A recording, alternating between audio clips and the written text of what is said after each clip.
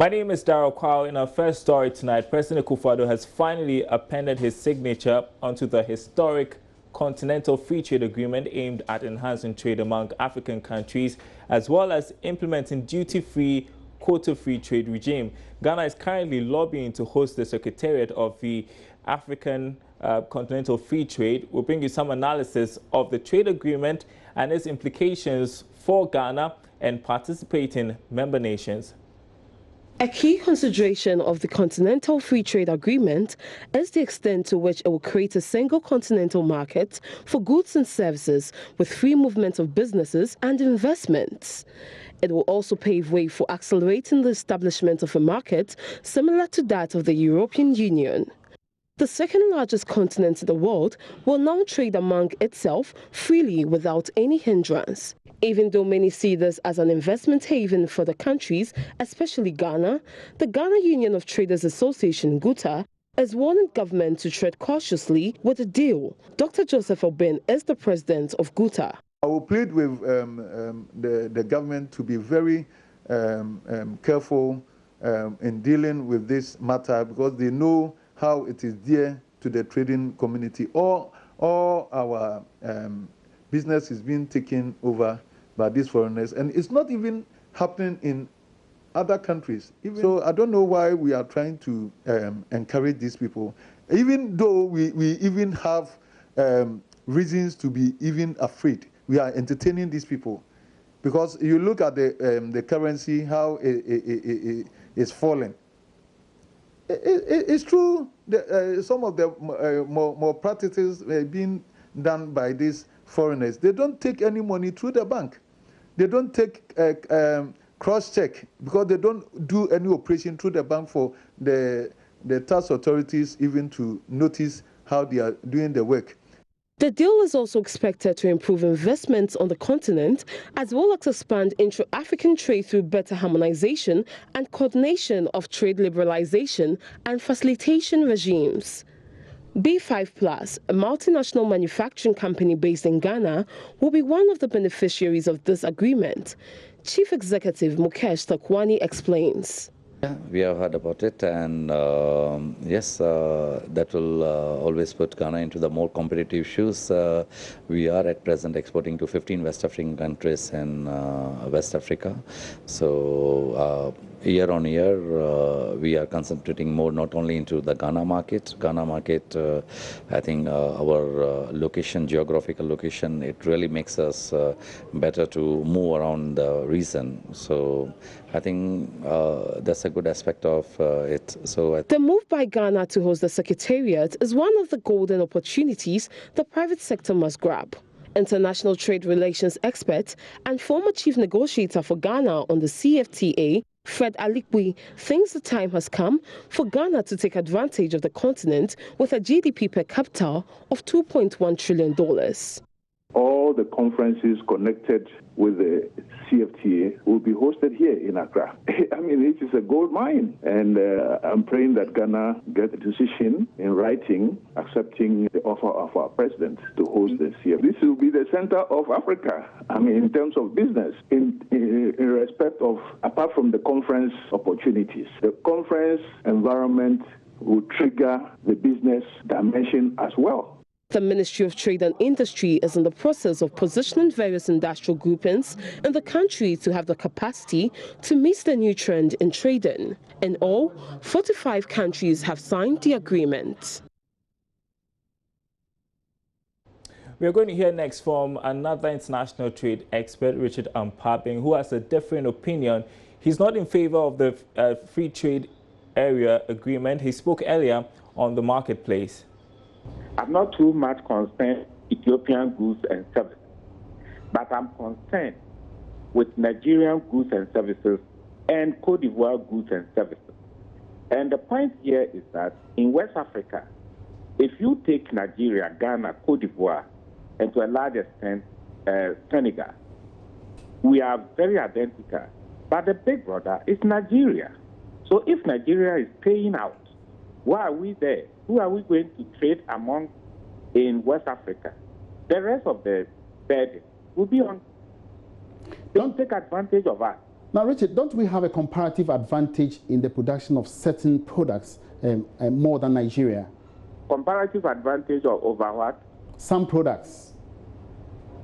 Yes, and this is where Nigeria is telling you that I'm not part of that treaty. And therefore, for instance, salt. This is where we have the comparative advantage. So Nigeria has signed on. What it means technically is that salt will even be more than good in terms of revenue generation for the nation. All right, so now what is the way forward? What do you think should be done? Because we've actually initialed the agreement. With our salt. I'm saying that, yes, we're supposed to benefit from the goods and services that we are producing. If consumption is restricted this market, I don't think our agricultural products can have access to, let's say we even have access to second market. Can we really compete with South Africa? We can't. We can't. All right. But Nigeria, we can, because we have identical production costs. Relatively, we consume the same products and services are almost the same. But the other countries are just adding on. That's the point I'm making. All right, so what do you think? They are going to benefit from us. Moving on, ascertaining employee credibility is proving to be challenging in current times, especially when technology can be used to falsify documents. The Director General of the Criminal Investigation Department, DCOP Mamia Tiwa Adodankwa, says this can be overcome by adopting polygraph tests to ensure validity in the recruitment processes. A polygraph is a form of a lie detector which could determine the credibility of job seekers and establish their honesty levels. Speaking at the Maiden Integrity Management Breakfast Forum, DCOP Mameya Tiwa Adodankwa stated that integrity within the workplace guarantees stability, security, and maintains a high sense of standards for successive generations of the organization. She further emphasized the need to look deeper to establish people's backgrounds, attributes, and values through polygraph testing. This, she noted, will help clear any doubts in employee recruitment processes, as well as ensuring integrity of employees. People come to us with CVs and then they write reference. Do we actually go back to check from these referees whether they actually know these people, or who are these referees? Is it the friend, or is it the mother, or is it the father? So in the recruitment processes, the onboarding processes, we need to find out the people that we are hiring. And even when they come in and they start working, we still need to check what they do. We need to monitor. And when people are moving from one position to another, especially when people are getting to decision-making positions, we need to do background check. And some people are trained in such a way that even when they are telling you lies, you are not even able to identify, differentiate between what are lies and what are not. So for investigative purposes, it gives you an assurance that what this person is telling you may be true or not.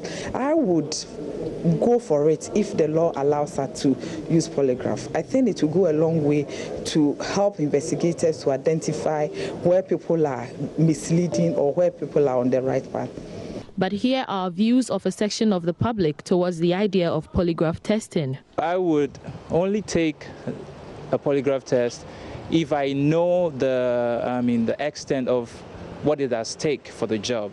But if it's just a normal kind of job, then I think it's not necessary. I won't mind being on the lie detector because I don't have anything to hide, because everything that I'll present, right, is like legit. So once they are going to ask me same questions, I don't have a problem. Once it's not personal, I don't mind.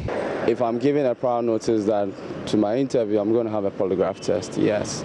And again, I don't have anything loose then, because I'm not going to hide anything. So that's the truth, basically, I'm saying. So if there's a polygraph test, I'm cool for it, and I'll go for it. President of UT Holdings, Prince Kofi Amwabeng, has finally broken his silence after the Bank of Ghana withdrew the license of UT Bank in August last year. UT Bank and Capital Bank, if you recall, had their licenses withdrawn by the central bank for failing to meet some corporate governance requirements. But Speaking exclusively to Joy Business months after the collapse of his bank, Kofi Amwabeng says many lessons have been learned from the unfortunate incident. He says he hopes to bounce back much stronger with the banking industry, despite the challenges plaguing the sector. He spoke with my colleague Charles Aite. We did not hear much of you after, the Bank of Ghana took off your license. How did you feel about it? I don't feel too bad about it. I think it's the state institutions that are working. There's a bit about the process which I felt wasn't necessary, but it's all okay. We're taking our stride and we'll try to do something else. Any lessons learned? A lot of lessons. And in life, you never stop learning, so anything which happens, reflect on it, take it in good faith and move on. Do you hope to come back?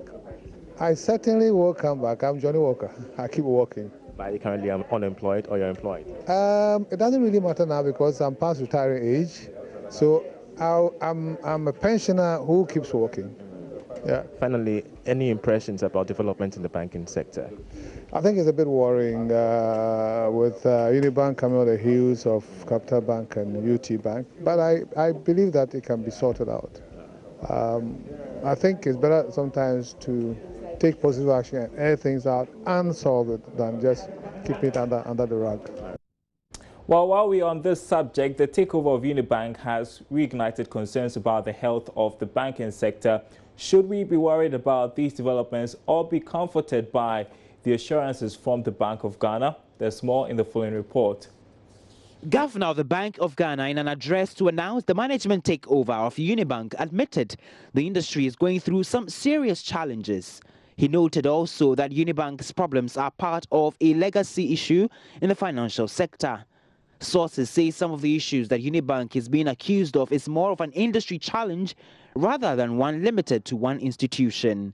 According to a recent Bank of Ghana banking sector report, loans that banks fear might go bad increased significantly to about 8.4 billion cedis, a development that the regulator admits is the biggest threat to the industry's stability. Industry watchers say most of the banks fell short of complying with the required corporate governance practices. Some have argued that until we witness strict enforcement of the banking laws to help deal with industry challenges, then it could be true that more banks could be going down.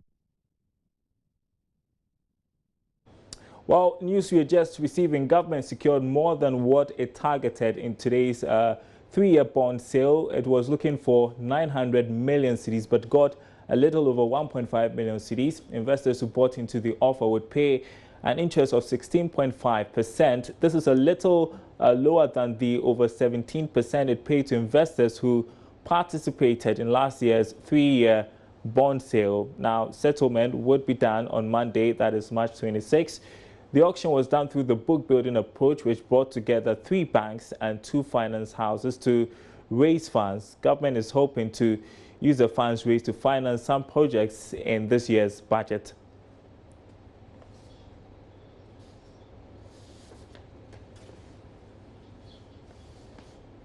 You're still watching Business Live. Management of Standard Chartered Bank is employing new strategies to protect client data and also prevent cases of cybercrime. This follows calls on Ghana's financial market to tighten cybersecurity in the sector.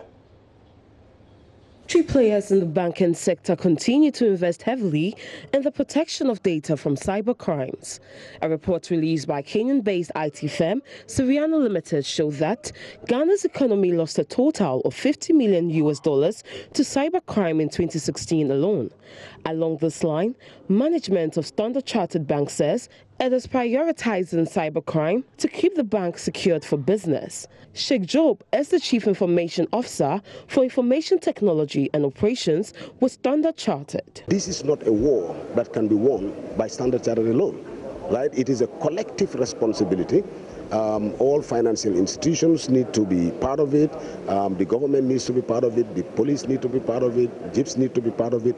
All stakeholders need to come together, right, to share intelligence, right? They need to work together in terms of raising awareness, educating clients, educating the citizenry, so that collectively we can ensure a safe and stable financial system. So how much exactly are we looking at in terms of the investment capital? I think in terms of investment capital, it depends from an organization to organization. I mean, I think the telcos, they have their own way of doing it. Banks, they have their own way of doing it. But it is not cheap. We've invested quite a lot of money, and it's a continuous process. So it's not a single investment that you do. So every year in our budget, we allocate significant amount in cybersecurity, because it's an evolving thing. It's not one thing that you spend today and next year you don't do it, right? Because, as you know, the criminal is always ahead of the scientist, right? You know that saying. So it's something that we are committed to and we will continue to do. Meanwhile, Deputy Communications Minister Vincent Sowa Odote says government is keen on ensuring strict surveillance in the financial market to prevent cyber attacks. I mean, we have the Electronic Transactions Act, which is a law, and then also, as you might have heard, we've come up with a national cybersecurity policy and strategy, which will guide us in our effort, in our journey, at its call, to ensure that we provide a safe digital ecosystem in Ghana. The national cybersecurity policy and strategy has 12 pillars.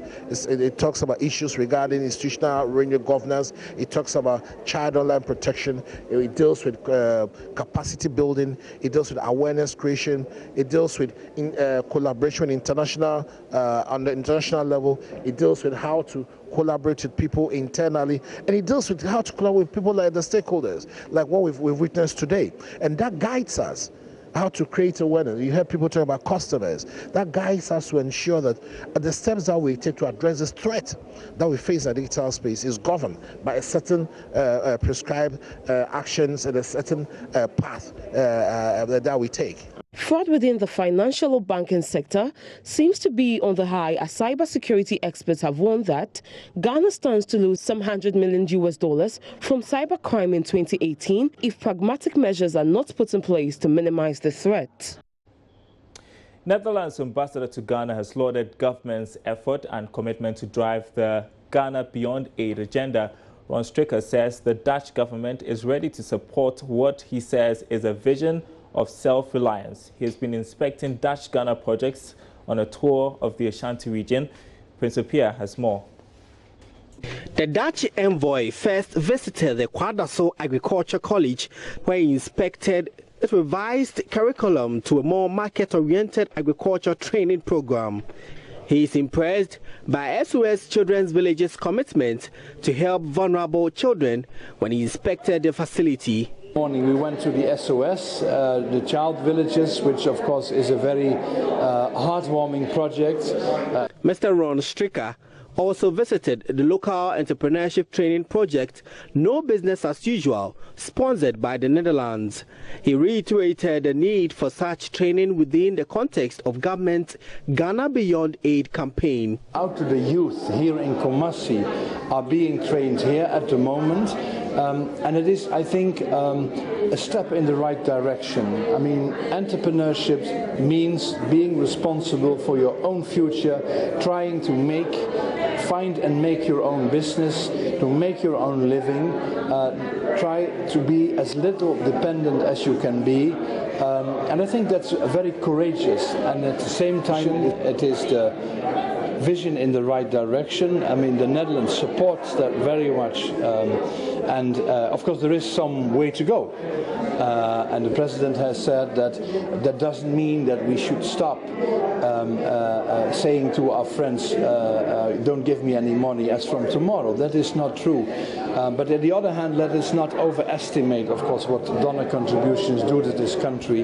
That is, as a matter of fact, already many years quite limited. It has gone down, and I think that trend will go on, and therefore I think the big goal and the vision to make Ghana less dependent on sources from outside, could be donors, could be loans, because you have international finances institutions as well, I think is a very laudable direction that the government of Ghana and the President, of course, is going into at the moment. And it is exactly something that the Netherlands is proud to be part of and ready to support. The No Business as Usual program is partnering SOS Children's Village in Kumasi to train underprivileged persons in Asokore-Mampong municipality. Project coordinator Esther Mate says the unit is collaborating with financial institutions in the municipality to support trainees. Yes, we also will be giving them the skills to be employed.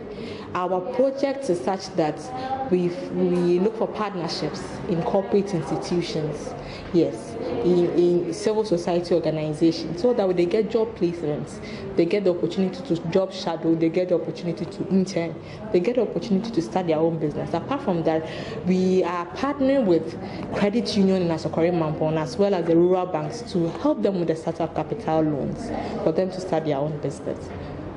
Prince Apia reporting. Some young men and women who have distinguished themselves in entrepreneurship have been awarded at the Margins Youth Empowerment Awards ceremony. The awards target the youth with ICT skills, business ideas, as well as those who already own and run micro or small businesses in ICT. Charles Aite witnessed the ceremony and spoke with the CEO of Margins Group, Moses Baden Jr. Chief Executive Officer of Margins Group, Moses K. Baden Jr., to help us understand developments related to entrepreneurship, especially when they hold their maiden award ceremony for very talented young entrepreneurs here in the country. Thank you very much, sir, for joining me. So first of all, tell us more about these awards that just happened today. You know, Margins was 25 in 2015, and we decided at the board level to change the focus of our corporate social responsibility. We believe that companies are there for profit and to keep their stakeholders happy. But the biggest stakeholder in the company's perspective should also be the countries in which the companies work. Because the countries work better, if the regulatory framework and the environment works better, the companies also do well. And so in Ghana, the board voted to start a youth program, which is to transfer the experiences that we had over 25 years to entrepreneurs, young entrepreneurs, and to encourage them and help them grow their businesses and increase the chances of success by transferring the knowledge and experience that we've gained over the 25 years. So that's what it's about. That's how it started. Okay. Yeah. But help us, let's delve into the issue of entrepreneurship in Ghana. Do you think that the current business atmosphere paves the way for entrepreneurship to survive? Well, I think so. I mean, we believe in margins that where there are threats and there are weaknesses, there are also opportunities. Where there are challenges, there's also an upside. So we need to look at what advantages we have as a country and then see how we're going to take advantage of it. And for people at margin, some of us are happy with the president's message on Ghana Beyond 8, because we think that in life you can either choose to be a beggar or you can choose to be a lender or a giver. And there's much more dignity in giving than in receiving. There's much more dignity in self-reliance and financial independence than being dependent. And this is true for individuals as it is true for countries. Because it's not the resources that you have as in capital that determines where you're going to go. It depends on the mindset that you have and whether you can translate those mindset and passions into viable ideas within this environment. So yes, and we have our own disadvantages in terms of the cost of capital, but that shouldn't be the only barrier. I mean, other people also have other challenges in that they have an aging population, so they don't even have the human capital to be able to develop ideas because there's no brain capacity. So you believe the challenges that exist should not in any way impede the various progress by these entrepreneurs to achieve what they want to achieve? Well, as an entrepreneur, I don't think so. As a company, I don't think so, because we demonstrated that even in this environment, we can go global. And it's not been easy. I mean, we've had near-death experiences. And the environment sometimes could be better, the rules could be clearer, the game rules could be fairer so that people can survive. But hey, we have what we have. We are where we are. As Ghanaians, we must be determined to change the status quo. Nobody's going to do it for us. And so if we complain there's corruption, the rules are not. Of course, there's all that. How do we solve the problem? Okay. And for us starting the company with $100 25 years ago and persisted despite the environmental problems through the pain barrier to be able to still push our vision. It's not been easy. And so I tell them, our management, when we're training these youth, let's tell them this is going to be very difficult. You could even die from the effort. But if you're up for it, then you're an entrepreneur. Okay. And then we're going to help you. So what we'll do is just put a budget aside to do this youth employment program. There are hundreds of people that come through. There's 10 finalists. There have been some brilliant ideas. And so when we go into the investment round, we should look at putting some money into this and helping these people overcome the things that we already know, so they have a better chance of success. Of course, some of them will not succeed, but that's the world. You know, you shouldn't go and hide under your bed and cry because, you know, things are not going well. You sit up and you think about how you're going to solve the problem. All right, thank you. Thank you very much. That was the Chief Executive Officer of Margins Group discussing issues related to entrepreneurship here in Ghana, the existing challenges and the need for entrepreneurs, budding ones for that matter, not to be perturbed. We shall be exploring these angles further to give you updates as and when we do have them. Very interesting conversation between the CEO of Margins Group and my colleague Charles Aitib. You're watching Business Live. We've been talking about the Continental Free Trade Agreement, which we've been telling you the president appended his signature to. What is this agreement? Well, we've got details for you. Just take a look at this. Cocoa is a commodity that is sold on the world market price.